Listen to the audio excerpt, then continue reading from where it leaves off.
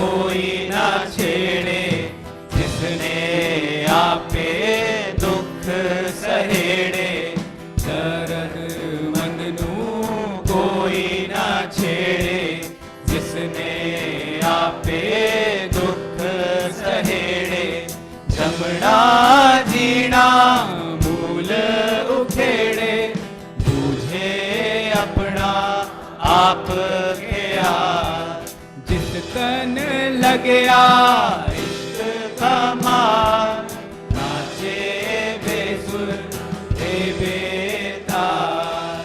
जिस तन लगया इश्क का मार, नाचे बेसुर दे बेतार।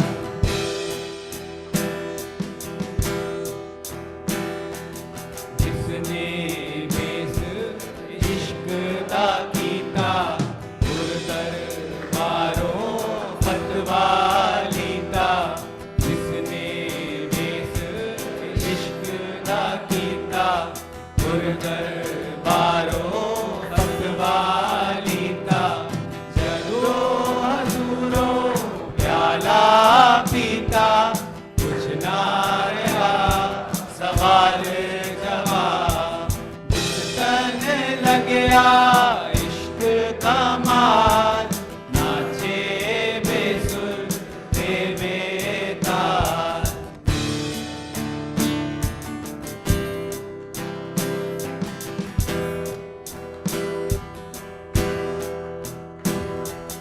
जिसने अंदर बसया यार, उठिया यार ओ यार पुकार। जिसने अंदर बसया यार, उठिया यार ओ यार पुकार। ना वो चाहे राग ना तार, एवें बैठा घेड़े हार। जिस तन लगया इश्क का मार, नाचे बेसुर दे बेतार। इश्क का मार, नाचे बेसुर दे बेतार।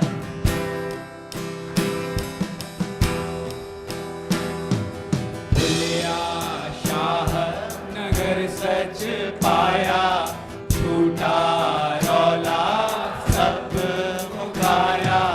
भुलिया शाह नगर सच पाया, झूठा रौला सब मुकाया।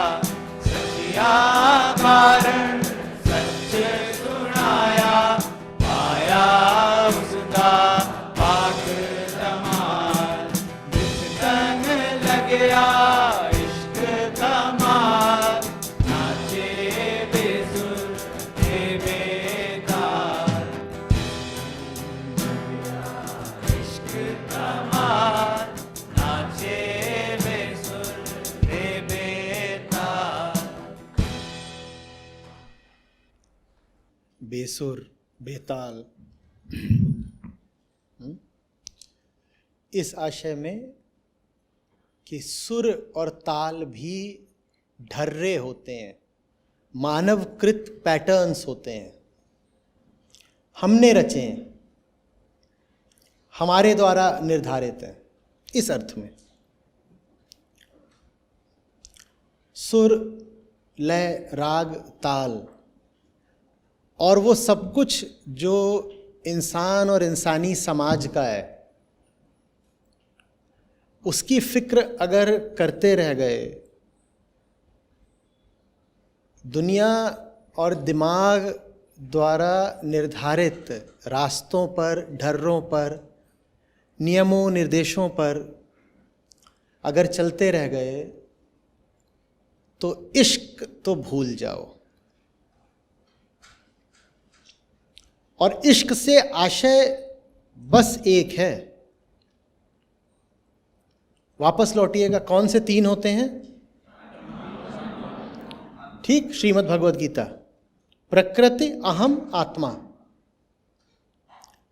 अहम के लिए यही दो चुनाव होते हैं, या तो प्रकृति को चुन लो या आत्मा को चुन लो। इश्क क्या है? अहम का आत्मा को चुन लेना, अहम का अपनी भलाई को चुन लेना, अहम की घोषणा कि जो मेरी अभी दुख और बंधन की स्थिति है उसमें मुझे आगे नहीं रहना, ये प्रेम है, यही इश्क है। इश्क मुक्ति की घोषणा है। इश्क दुनिया की किसी चीज के मोह में पड़ने को नहीं कहते। कोई वस्तु, कोई व्यक्ति आपके लिए बहुत महत्वपूर्ण हो जाए, इसको इश्क नहीं कहते। आपकी चेतना कहे मेरे लिए मुक्ति से ज्यादा महत्वपूर्ण कुछ नहीं, इसको इश्क कहते हैं। तो इस इश्क शब्द का दुरुपयोग नहीं, और खूब हुआ है।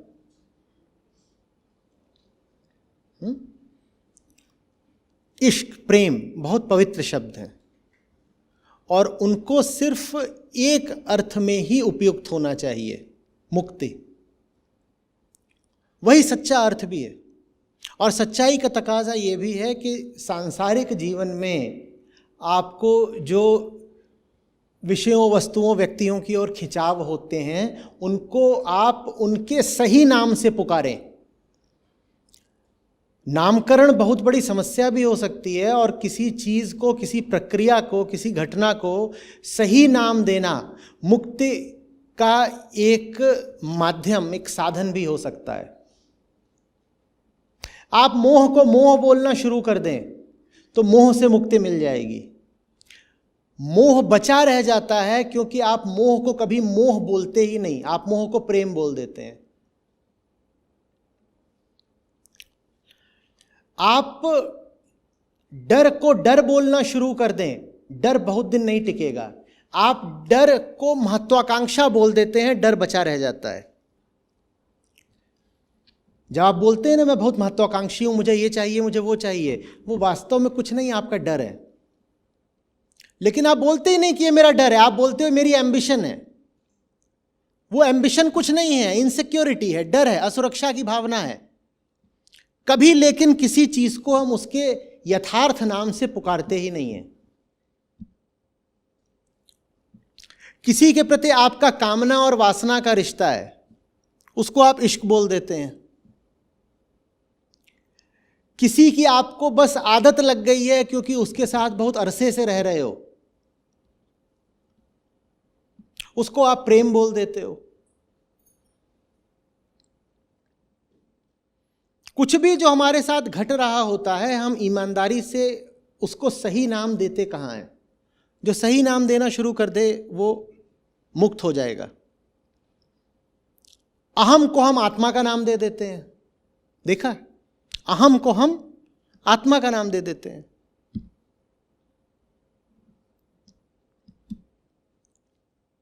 साधारण तथ्य जो हमें हमारी बस इंद्रियों से पता चलते हैं, उनको हम सच का नाम दे देते हैं। हमने सच को इतनी ओछी चीज बना दिया कि हम कह देते हैं सच ऐसा है कि अगर हाथ में 5 उंगलियां हैं और मैं कहूं कि 5 ही उंगलियां हैं तो मैंने सच बोला। सच इतनी छोटी चीज है कि उंगलियों के गिनने में आ जाएगी। आपके 5 उंगलियां हैं, ये आपका देखा तथ्य हो सकता है, ये सच नहीं है। पर जो सच है, जो सच है सचमुच, हम उससे किसी कदर बचे रह जाएं, इसके लिए हम इन छोटी छोटी चीजों को सच का नाम दे देते हैं। हम बच्चों से कहते हैं बेटा सच बोला करो, और सच बोलने का क्या मतलब है कि अगर परीक्षा में 20 में से 15 नंबर आए हैं तो 15 ही बताना, 16 मत बताना, ये सच है। ये सच नहीं है, ये अधिक से अधिक एक तथ्य है। पर हमने सच शब्द का भी भयानक दुरुपयोग करा है। जितने भी ऊंचे शब्द हैं उनको हम घसीट घसीट के अपने निचले तल पर ले आए हैं। हमने उनको छोड़ा ही नहीं। हमने ये भी नहीं करा कि चलो अगर हम उनका सही इस्तेमाल नहीं कर सकते तो कोई इस्तेमाल नहीं करेंगे, उन्हें छोड़ ही देंगे। हमने ये भी नहीं करा, हमने उनका बुरा इस्तेमाल करा है। कोई आपको ताज्जुब ना हो अगर आप किसी हिंदी फिल्म में इस गाने पर एक लड़के और एक लड़की को नाचते देखें, जल्दी ही ऐसा हो भी जाएगा। और इसके बोल खूबसूरत हैं और इस पर एक कोई मादक सी धुन अगर चढ़ा दी जाए तो वो सुपरहिट गाना हो जाएगा। आकर्षक सा हैंडसम दिखने वाला कोई लड़का हो और अर्धनग्न कोई लड़की हो, इस पे नाच रहे हैं, क्या नशा चढ़ेगा। जिस तन भी बोली दिया है, बात ही पूरी तन की है। जिस तन लगे इश्क कमाल, नाचे बेसुर और बेताल। तो माने झूम झूम के नाचने का भी लाइसेंस मिल ही गया। ये दुरुपयोग है और ये बहुत बड़ा अपराध है, ये नहीं करना चाहिए। इश्क माने क्या, दोहराइएगा? अहम का मुक्ति के प्रति खिंचाव ही इश्क है, और नहीं कुछ इश्क होता। झूठ का सच के प्रति प्रेम ही, खिंचाव ही इश्क है। जो नहीं है उसका न ही हो जाने के प्रति खिंचाव ही इश्क है। वो कहता है हूं तो मैं वैसे भी नहीं, तो मुझे होने से मुक्त ही कर दो ना, क्योंकि होने का झूठ बोल बोल के भी मैं हो तो पा नहीं रहा। इतनी कोशिश कर रहा हूं कि मैं हो जाऊं, पर कोशिशें हुई जा रही हैं, मैं नहीं हो पा रहा। अहम की सारी कोशिश क्या होती है? हो जाने की, किसी तरह हो जाऊं ना मैं, क्योंकि जो है उसको ही तो सत्य बोलते हैं। दैट विच इज, जो है उसको ही तो ट्रुथ बोलते हैं ना। तो अहम पूरी जिंदगी इसी पुरजोर कोशिश में रहता है कि मैं हो जाऊं। कोशिशें हो जाती हैं, वो नहीं हो पाता। तो पैदा तो हम सब आशिकी होते हैं, क्योंकि हम सब परेशान हैं अपने आप से। जो कोई परेशान है अपने आप से, उसमें एक खिंचाव है विश्राम के प्रति, राहत के प्रति। इसी खिंचाव को इश्क कहते हैं। आशिक सभी हैं, बस कुछ झूठे आशिक हैं, कुछ सच्चे आशिक हैं। ज्यादातर झूठे ही हैं। झूठा आशिक कौन होता है?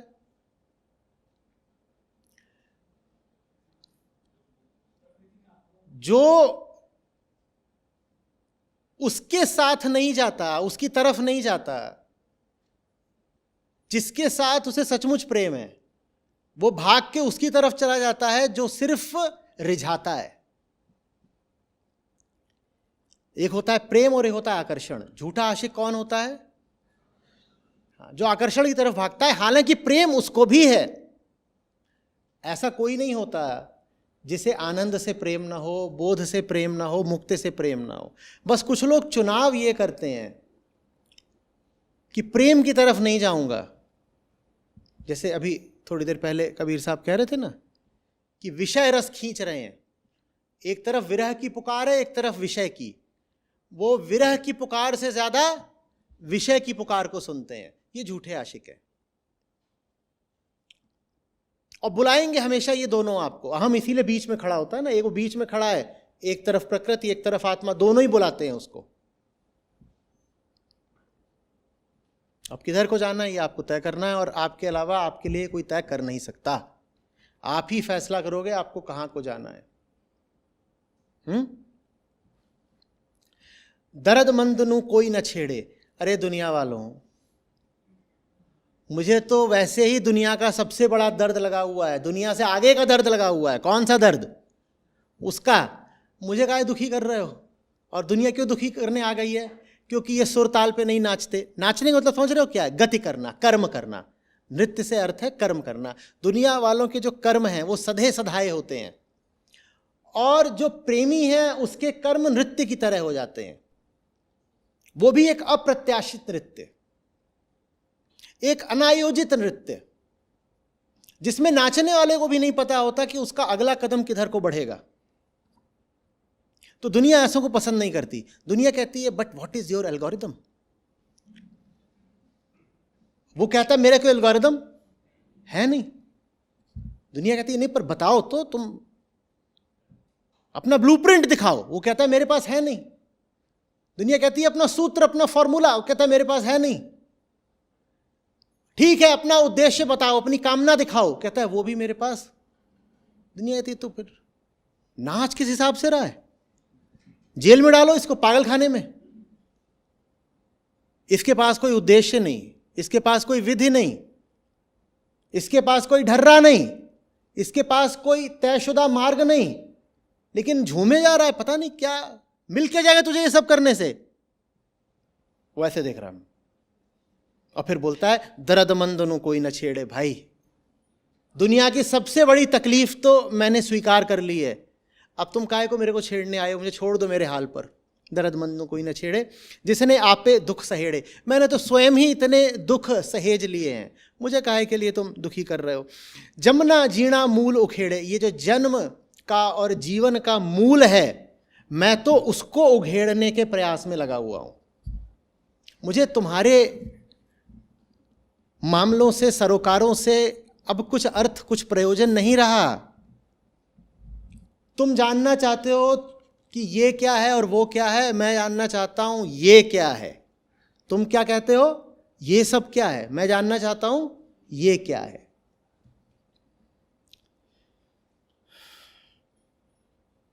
तुम जानना चाहते हो कि कामनाएं कैसे पूरी होंगी, मैं जानना चाहता हूं कामनाएं किसको हैं।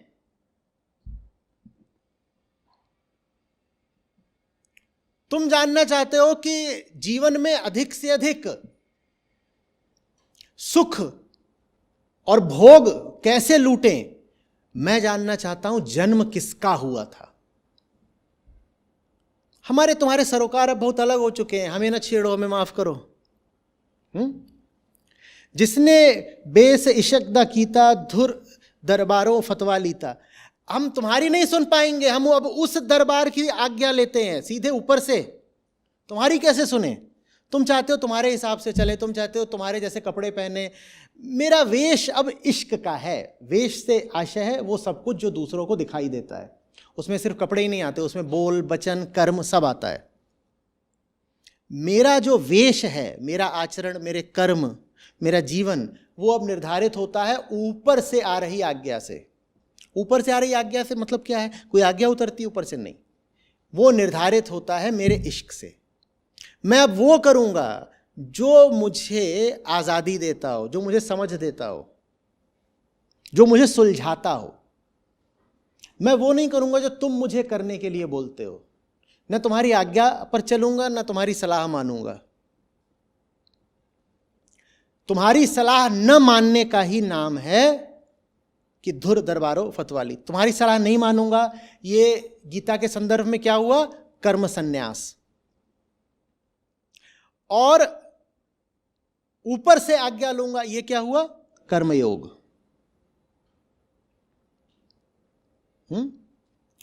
जदो हजूरो प्याला पीता, कुछ न रहया सवाल जवाब। सवाल जवाब यहाँ के होते हैं, भौतिक होते हैं, कामना मूलक होते हैं।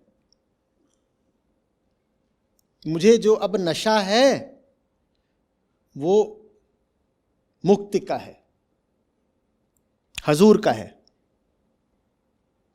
जो जिसको परम पिता, परम शक्ति बोल सकते हो, उसका है। उसको हुजूर कह रहे हैं, वही मालिक, स्वामी। अब तुम्हारे साथ सवाल जवाब करने की, तुमको संतुष्ट करने की मेरी कोई इच्छा नहीं है। मुझे मेरे हिसाब से काम करना है, वही करूँगा।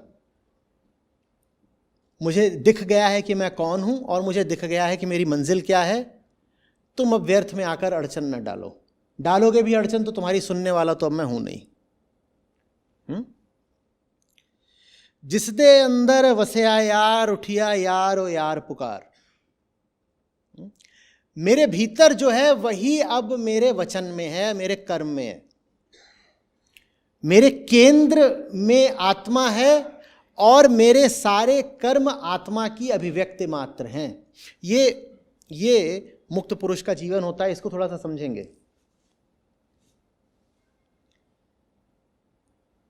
एक चीज होती है अचीवमेंट और एक चीज होती है एक्सप्रेशन। प्राप्ति और अभिव्यक्ति, इन दोनों का अंतर समझिए, लिख लीजिए चाहे तो।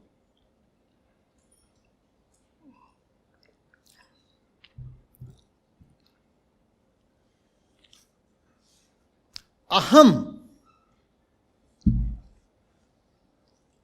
जब प्रकृतिस्थ होता है या प्रकृतिमुखी होता है तो वो प्राप्ति के केंद्र से जीता है। वो जिधर को भी देखता है उसकी एक ही हसरत होती है, कैसे पालूं, कैसे पालूं। ज्यादातर लोग ऐसे ही जीते हैं, सिर्फ पाने के लिए। वो जिस भी चीज को देखते हैं उससे भोग का ही रिश्ता बैठाते हैं। और दूसरा केंद्र होता है अभिव्यक्ति का। ये तब होता है जब अहम आत्मस्थ होता है या कम से कम आत्मा के प्रेम में होता है। तब इसे पाना नहीं है, तब इसके कर्म निकलते हैं बस अपने आप को अभिव्यक्त करने के लिए। यह निष्काम कर्म होता है, यह अभिव्यक्ति मात्र है, प्राप्ति के लिए नहीं है, अभिव्यक्ति है। ठीक वैसे जैसे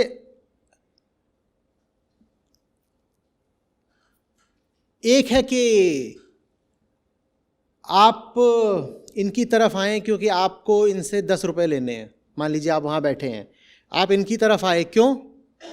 क्योंकि आपको इनसे 10 रुपए लेने हैं। आप किस केंद्र से चल रहे हैं? प्राप्ति के।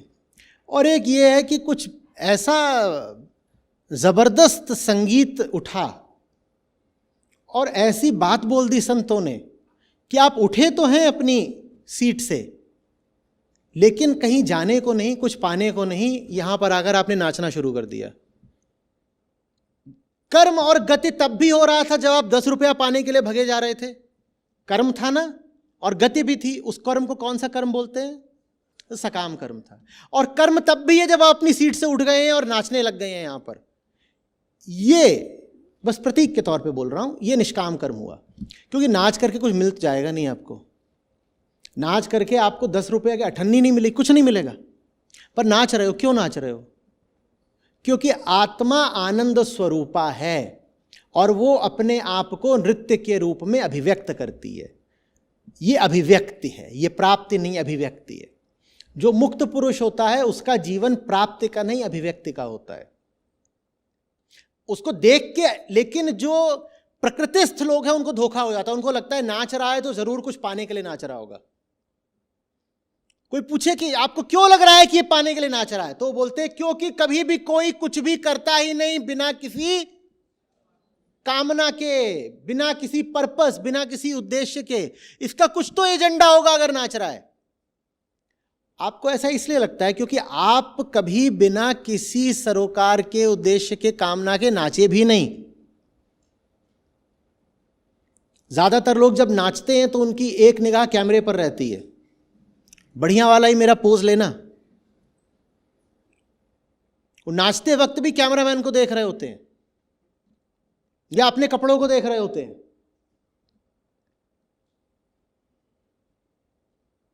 कभी सिर्फ अपने आप को अभिव्यक्त करने के लिए। आनंद है और वो आनंद अब अतिरेक में हो रहा है, इसलिए नृत्य है। कोई पूछे क्यों है? बस है, बस है। हमें तो पता भी नहीं हमें कौन देख रहा है। 1000 लोग देख रहे हो तो भी एक बात है, और कोई ना देख रहा हो तो भी वही बात है। हम किसी को दिखाने के लिए थोड़ी नाच रहे हैं।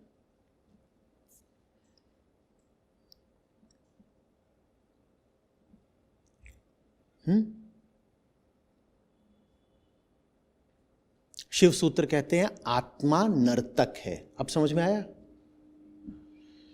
ये बिल्कुल आरंभिक सूत्रों में है। शिव सूत्र में आत्मा नर्तक है।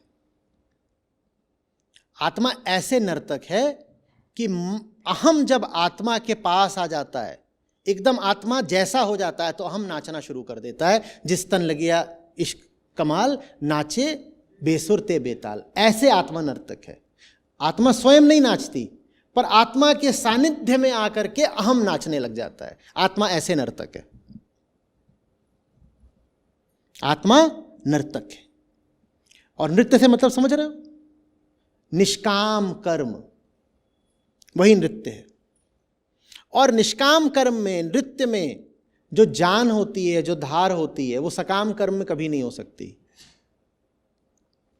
जो व्यक्ति अगर नाचने को ही लें, आपको दिखाने के लिए नाच रहा होगा, उसके नाच में कुछ कमी रह जाएगी, क्योंकि उसका थोड़ा सा ध्यान आप पर लगा हुआ है। वो जब नाच रहा है तो साथ ही साथ ये भी देख रहा है कि आप खुश हुए कि नहीं हुए। वो आपकी आंखों में झांक रहा है कि इनसे मुझे तालियां मिलेंगी कि नहीं मिलेंगी। वो पूरे तरीके से अपने नृत्य में डूब नहीं पाएगा ना।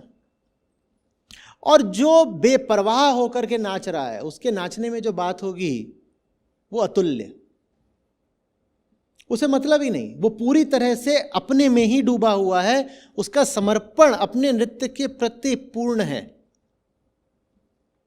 तो फिर उसका नृत्य भी एक विशेष गुणवत्ता का होता है।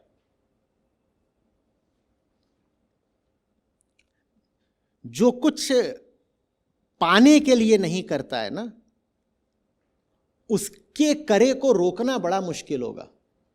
मैं बार बार कहा करता हूं, ऐसे व्यक्ति को रोकने का एक ही तरीका होता है, उसे मार डालो। क्योंकि आप जब भी किसी को रोकते हो और रोक पाने में सफल हो जाते हो, तो कारण होता है उस व्यक्ति का स्वार्थ।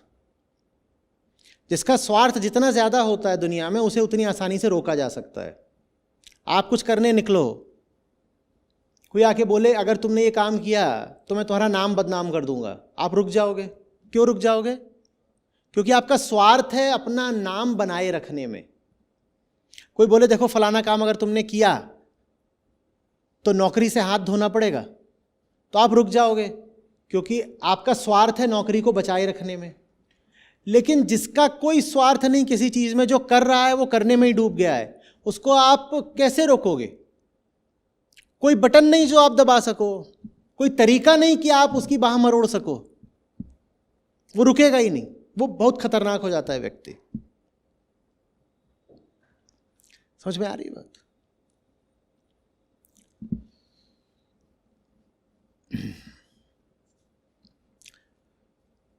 अभी यहां तो बहुत सौम्य होकर कह रहे हैं, दर्द मंदनु कोई न छेड़े। आगे उग्र होकर बोलेंगे घड़ियाली दियो निकालनी, बाहर करो इसको। घड़ियाली माने जो बार बार समय का एहसास कराता है, माने जो प्रकृति का दूत है। प्रकृति में समय होता है ना, तो जो घड़ी लेके खड़ा हो जाता है कि देखो जो काम करो समय के हिसाब से करो, तो आगे उग्र हो जाते, बोलते बाहर निकालो इसको। ये घड़ियाली ये समय लेके, मैं कुछ कर रहा होता हूं और ये काल की बातें करना शुरू कर देता है, समय की बातें, प्रकृति की, संसार की बातें, इसको बाहर निकालो। आप रोक नहीं सकते। जो व्यक्ति निष्काम हो गया, जो नर्तक हो गया, उसको अब रोका नहीं जा सकता।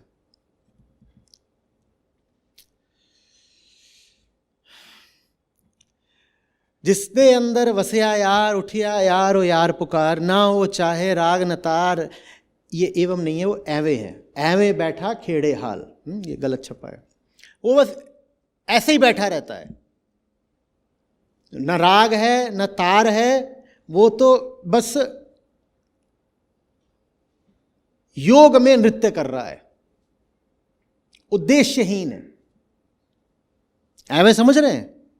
उद्देश्यहीन, पर्पसलेस, यूं ही। कोई पूछे गीता क्यों पढ़ते हो, और आपके पास अगर कोई उत्तर है, तो अभी आप बहुत आरंभिक स्तर पर हो। जो प्रेमी हो जाते हैं वो बोलते हैं यूं ही, या फिर बोल देंगे कि इश्क हो गया है, कृष्ण के प्रेम में पड़ गए हैं इसलिए गीता पढ़ते हैं, और तो कोई बात नहीं। कुछ पाने के लिए थोड़ी पढ़ते हैं। वो धार्मिक काम जो किसी कामना के लिए करे जाते हैं, वो बहुत छोटे स्तर के धार्मिक काम है।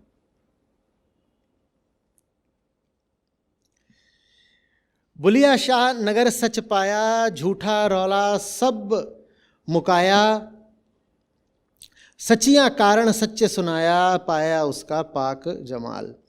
उनके गुरु थे शाह इनायत, बोल रहे हैं उनके नगर में सच मिला है मुझे, और उसके बाद से ये जो दुनिया का रौला और स्यापा है ये मेरे लिए मिट गया है।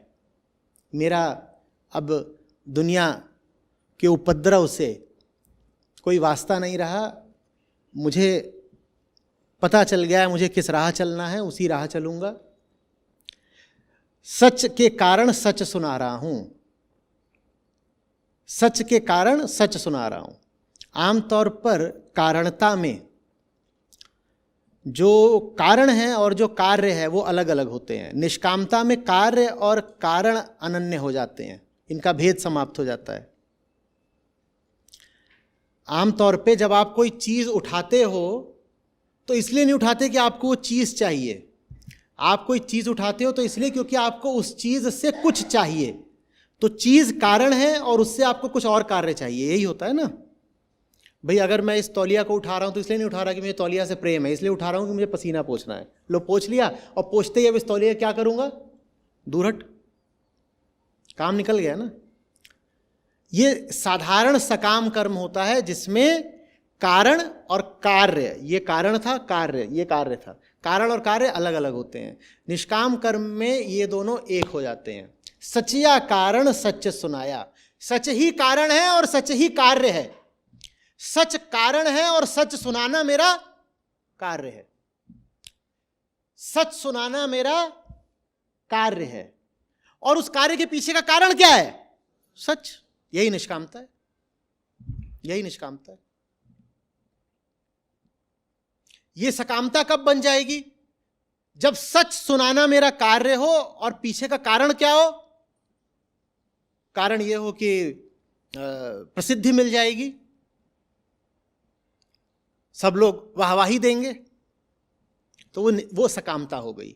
और सचया कारण सच सुनाया, ये पूरा निष्काम कर्म है गीता का, और 4 शब्दों में आपके आगे रख दिया है। ये संतों का जादू होता है।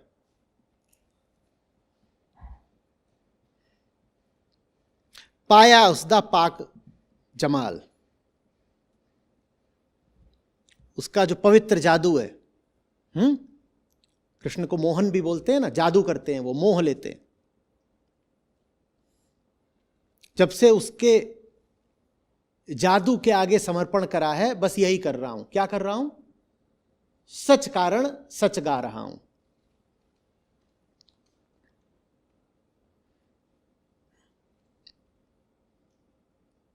यहां आत्मा है सूक्ष्मतम, और यहां आत्मा का नृत्य है। दोनों एक हैं, जो भीतर है और जो बाहर है, दोनों एक हो चुके हैं। और कुछ आगे हमें करना नहीं है। कुछ बात बन रही है?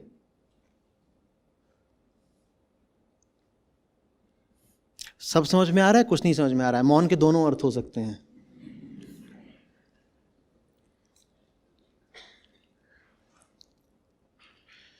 चलिए अब गाइए एकदम, और जैसे बोल हैं वैसे ही गाइए।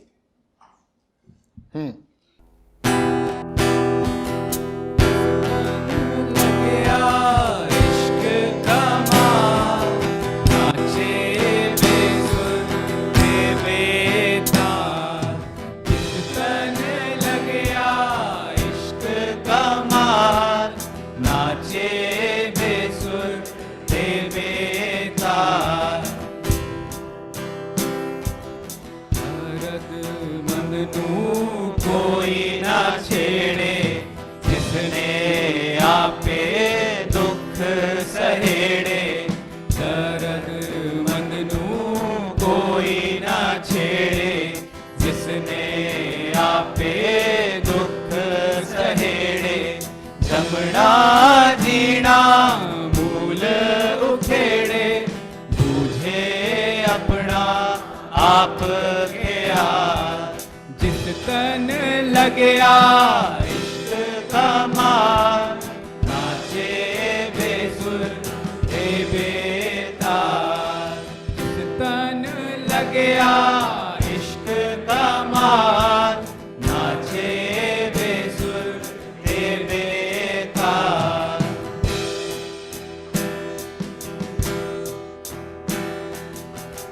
जिसने बेस इश्क दा कीता गुर दरबारों फतवा लीता जिसने बेस इश्क दा कीता गुर दरबारों फतवा लीता जदों हजूरों प्याला पीता कुछ ना रहा सवाल जवाब जिस तन लग्या इश्क का माल नाचे बेसुर ते बेताल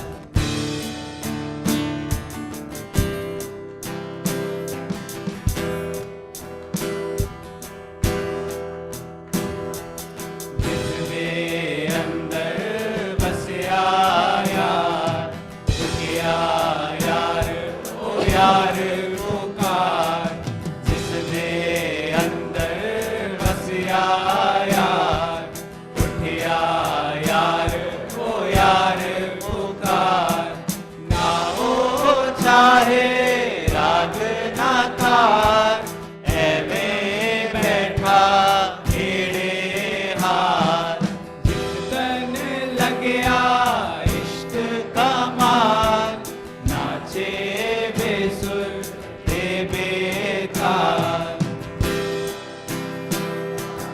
इश्क का मार नाचे बेसुर ते बेताल